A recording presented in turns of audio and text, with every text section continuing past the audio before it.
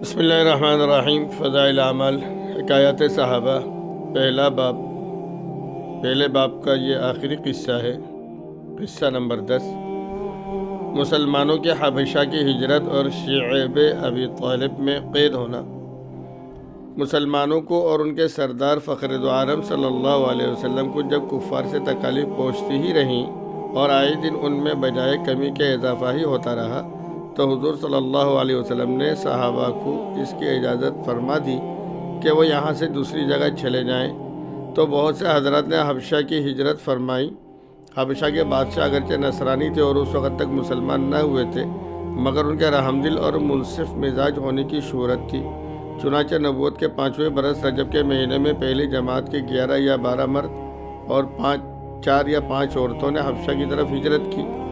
مکہ والوں نے ان کا پیچھا بھی کیا کہ یہ نہ جا سکیں، مگر یہ لوگ ہاتھ نہ آئے۔ وہاں پہنچ کر ان کو خبر ملی کہ مکہ والے سب مسلمان ہو گئے اور اسلام کو غلبہ ہو گیا۔ اس خبر سے یہ حضرات بہت خوش ہوئے اور اپنے وطن واپس آ گئے، لیکن مکہ کے قریب پہنچ کر معلوم ہوا کہ یہ خبر غلط تھی اور مکہ والے اسی طرح بلکہ اس سے بھی زیادہ دشمنی اور تکلیفیں پہنچانے میں مصروف ہیں، تو بڑی دقت ہوئی۔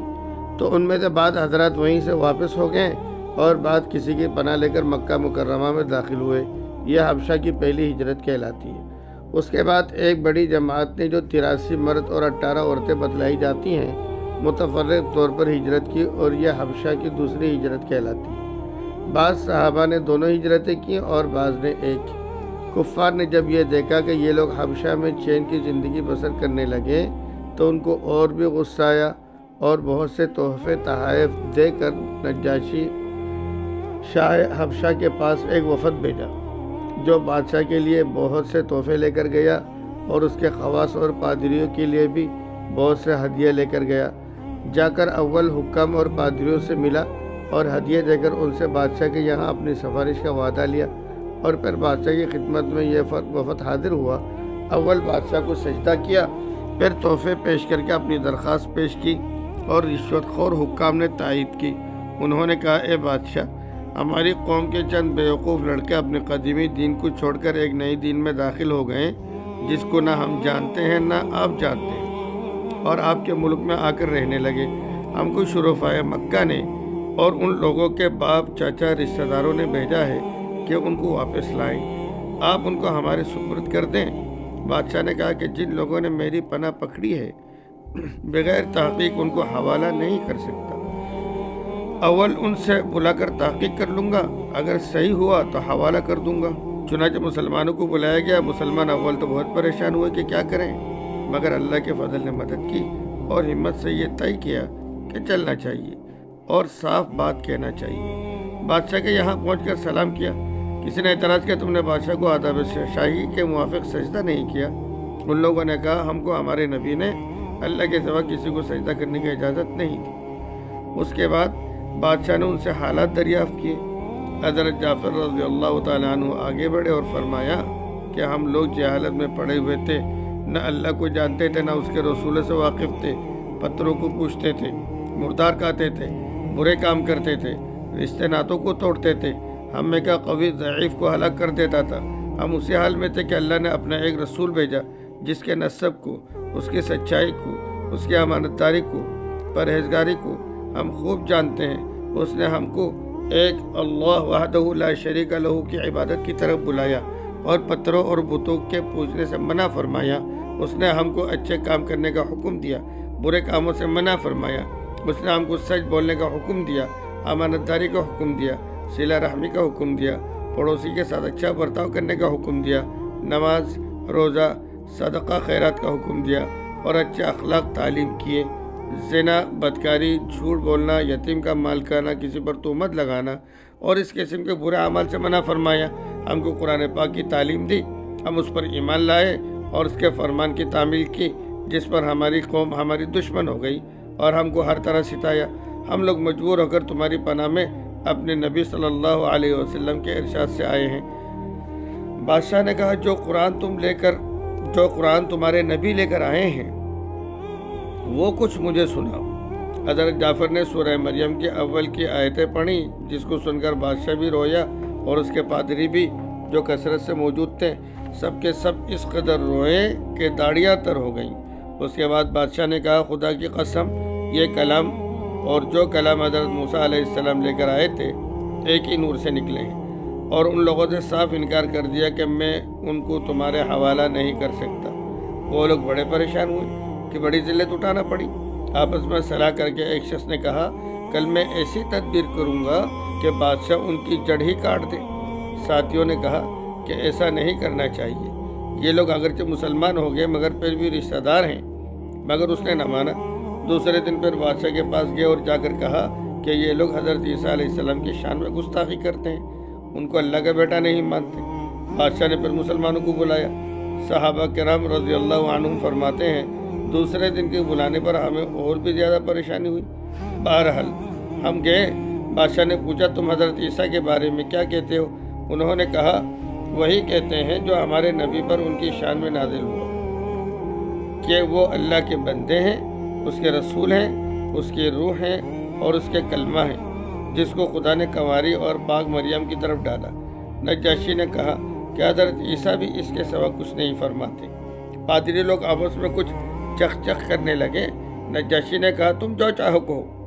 اس کے بعد نجاشی نے ان کے تحفے واپس کر دیے اور مسلمانوں سے کہا، تم امن سے ہو، جو تمہیں ستائے اس کو تاوان یعنی جرمانہ دینا پڑے گا، اور اس کا اعلان بھی کرا دیا کہ جو شخص ان کو ستائے گا اس کو تاوان دینا ہوگا۔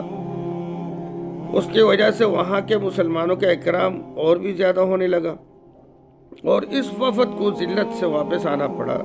تو پھر کفار مکہ کا جتنا بھی غصہ جوش کرتا، ظاہر ہے اس کے ساتھی حضرت عمر کے اسلام لانے نے ان کو اور بھی جلا رکھا تھا، اور ہر وقت اس فکر میں رہتے تھے کہ لوگوں کا ان سے ملنا جلنا بند ہو جائے اور اسلام کا چراغ کسی طرح بجھے۔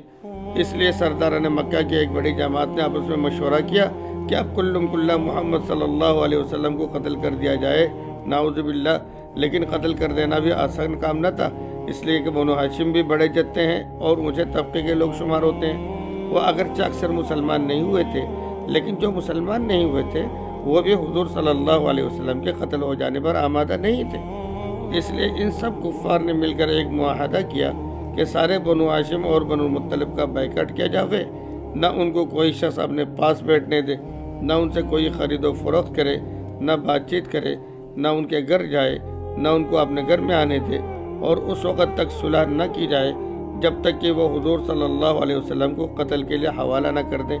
یہ معاہدہ زبانی ہی گفتگو پر ختم نہیں ہوا، بلکہ یکم محرم 7 نبوی کو ایک معاہدہ تحریری لکھ کر بیت اللہ میں لٹکا دیا گیا، تاکہ ہر شخص اس کا احترام کرے اور اس کو پورا کرنے کی کوشش کرے۔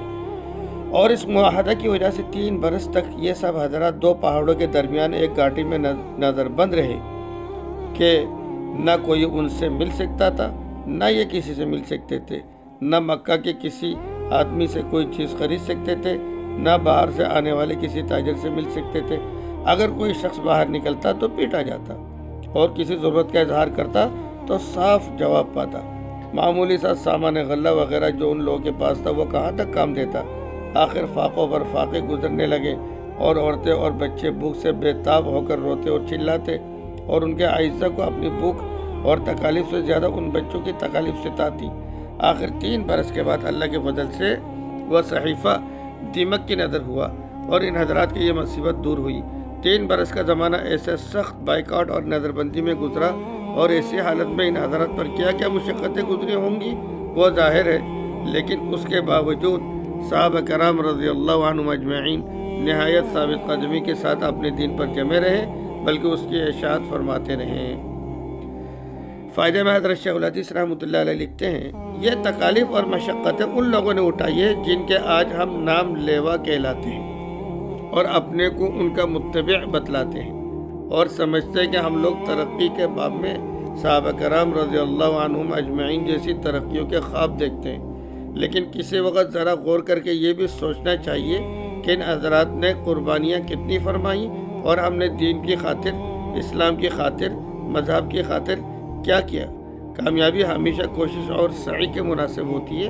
ہم لوگ چاہتے ہیں کہ عیش و آرام، بد دینی اور دنیا طلبی میں کافروں کے دوش بدوش چلیں، اور اسلامی ترقی ہمارے ساتھ ہو، یہ کیسے ہو سکتا ہے؟ ترسم نرسی بکعبہ عربی کی راہ کے تم روی بترکستان است۔ ترجمہ: مجھے خوف ہے اے بدو کہ تو کعبہ کو نہیں پہنچ سکتا، اس لیے کہ یہ راستہ کعبہ کی دوسری جانب ترکستان کی طرف جاتا ہے۔ سامعین کے حضرات میں درخواست ہے، جو کچھ پڑھا سنا اللہ تعالیٰ مجھے آپ کو تمام مسلمانوں کو ان باتوں پر عمل کرنے کی توفیق عطا فرمائے اور صحابہ کرام کے نقش قدم پر چلنے کی توفیق عطا فرمائے۔ وما علینا الا البلاغ۔